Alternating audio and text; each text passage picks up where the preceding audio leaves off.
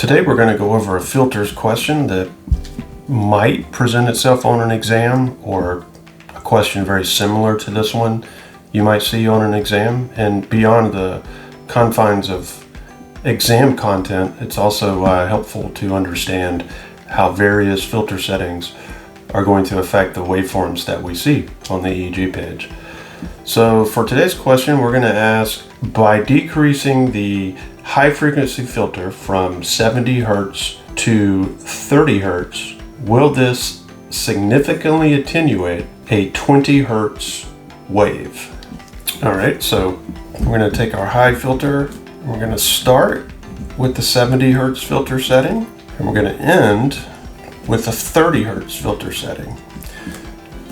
So to do these types of questions, whether it be low filter or high filter involvement, first thing you want to do is you're going to want to write out all of the filter settings, like the default filter settings that you expect to see on EEG. We're going to draw a horizontal line for our x-axis here, and we're just going to write out, starting from left to right, the default filter settings that you see, which are available, say, within Natus or Tech software. There's quite a bit available, but we're just going to write them out here.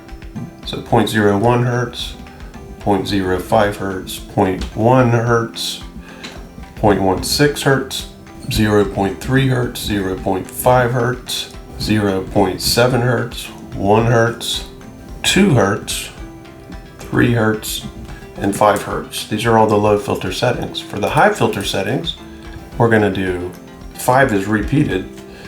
So for the low and the high, they share this 5.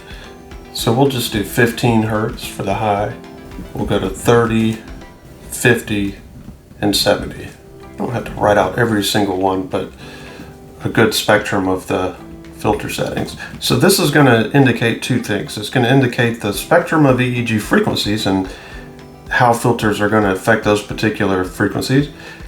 And selectively, it's also going to indicate the filter settings that you have chosen. So right here where the 5s intersect, you just draw a dot up here up top.